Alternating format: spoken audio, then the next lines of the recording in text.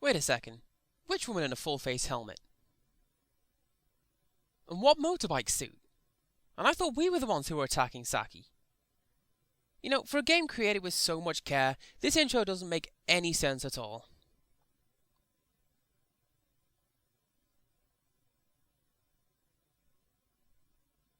Oh hey, Reiko! That's a name from that other D3 title, Party Girls. And later All-Star Fighters. I'm sure they wouldn't reuse her in this game. That'd be way too unfeasible. And retarded.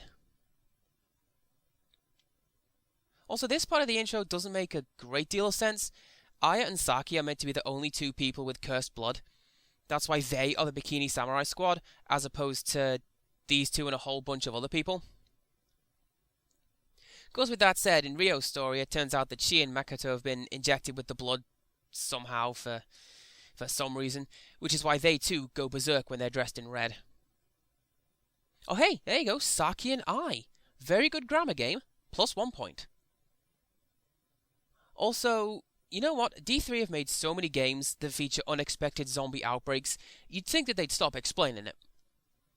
Or, at the very least, pick one route and stick with it. You know, one unifying virus, one blanket curse. It's Thursday and I never could get the hang of Thursdays, so there are zombies. But they haven't. Every D3 game comes up with some reason to have zombies take over the world. Give you a couple of examples. What's it now? Splattermaster says that a wizard did it, and Zombie vs. Ambulance says that an earthquake released an underground virus. So, you know, it's pretty nice of them that they keep coming up with new and exciting ways to inflict the undead Armageddon. Of course, with that said, Zombie vs. Ambulance also implies that the zombies are because of the poor people. So, you know, you can just take that as you will. So, hey folks, welcome back to Let's Play on H.M.B.A.R.A 2, Zombie Hunters 2, on my PlayStation 2. Episode 2. The Larch. Except I'm not going to call it that. It's pandering to a certain mindset, and it's probably a theme best saved for another series. Although with that said, I don't usually pick a theme for the episode names until after I record the videos and get them all ready for rendering. And I do put way too much thought into it sometimes. Like, Shattered Memories, I put so much time into hiding a subliminal message, and I'm pretty sure nobody's found it yet. But this series, I made my choice already. And you may have seen it coming, but it's Rob Zombie tracks. I can't not do it, really. Rob Zombie is... It's not even a guilty pleasure of mine. It is an outright pleasure to listen to his music, because even though it's stupid and it's not going to revolutionize the music industry necessarily, I absolutely love it. And it's one of the few kinds of music that compels me to dance, actually. And I don't dance, which you may think is a pretty contradictory statement for somebody who used to enter into dancing competitions and win them. But that's different, because that's sequence dancing. It makes sense to me. It's a series of steps for me to follow. It's step together, sidestep, shuffle. Do you know what? This is a really, really elaborate security gate for a lousy independent record store. Which is a reference that I don't even know why I made that reference, because the guy who wrote that song's never gonna watch this video. By the way, if you're watching, check out Sam Buchanan and the Bathroom Crooners song, My Local Independent Record Store. It's a pretty good song. Anyways, no, dancing. By the way, the thing that I listed are the first 4 steps to the square tango. But it doesn't matter what dance it was, it's instructions for me to follow, you know? And it makes sense to me that I can do 1, 2, 3, 4, 5, 6, 7, 8, whatever. But to go to a club and dance without instructions, I tend to feel really awkward and kind of bad whenever I do that. So I don't do it. And I don't get why so many people insist that I do, and that I won't be happy until I join them when they do it. I'd be happy if they just let me be sometimes. I mean, yes, I get that they really like drinking and dancing, but I really like, I don't know, Team Fortress 2. But I'm not going to strap people down and force them to play with me. Although, to be fair, it's about the only way I can see I'm ever going to get the Friends Like This achievement. or play something that isn't 2-fought. I mean, come on, Xbox Live. I know we've got a severely stunted version of the game, but there is literally 80% of that game that is not 2-fought. Pick a different bloody map already. Jeez.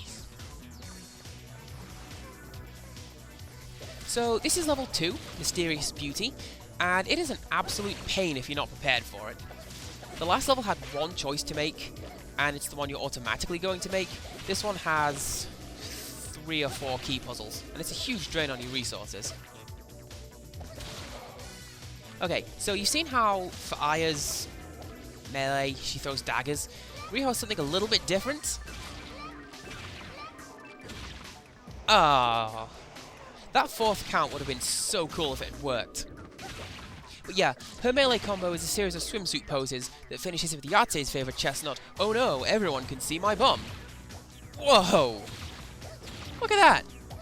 Talk about only cool if it works. That never works! Seriously, that flying cleave thing, that usually misses its mark, and you end up sat there like a plonker who forgot the ending to the anecdote he was telling. By the way, a bit of a bro tip for you guys. If you ever find yourself talking and you either forget the ending of your story or you come to the horrendous but all too frequent realization that nobody cares, just abruptly finish with, "So yes, then I found a tenor." Instant success!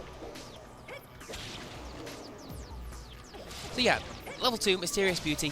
It's also a time sink if you want to hang around and kill all the non-essential zombies, because there's lots of loading screens. Although realistically, I can't see why you would want to kill the non-essential zombies. You get a couple of 100 points worth of EXP for doing it, but you get more EXP by just bulldozing through the level and completing it quickly. Although with that said, there is an in-game reward, which is like an achievement, but not called that, and it's called Zombie Genocide, and you get it for killing twice as many zombies as you need to.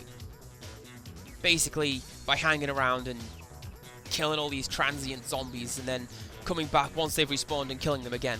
It's a huge time sink, and the only thing getting the achievement unlocks is a new wallpaper for the main menu.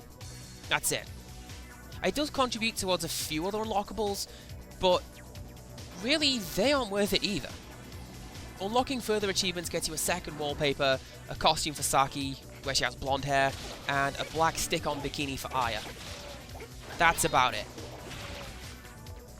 I mean, don't get me wrong, I'm an achievement maniac, and I love it when a game gives me a more tangible reward for unlocking achievements, not just an increased score that nobody even cares about, which, as of right now, is 38,000 or something.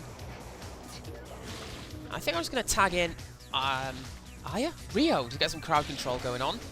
What the hell? Or you could shoot me in the face. That works too. Jeez. Anyways, yeah, I prefer it when I get bonus stuff for getting achievements, like extra costumes, levels, weapons, that sort of thing.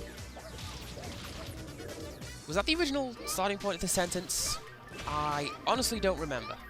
So, yes, I like unlocking achievements, but the rewards in this game, they aren't really worth it. Completing every stage without taking a single hit lets you dress Aya in an orange-pink lingerie thing, as opposed to the pink-orange bikini she's wearing now.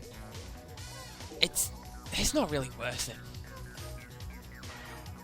Of course, with that said, it has to be pretty hard to come up with bonus costumes for these guys.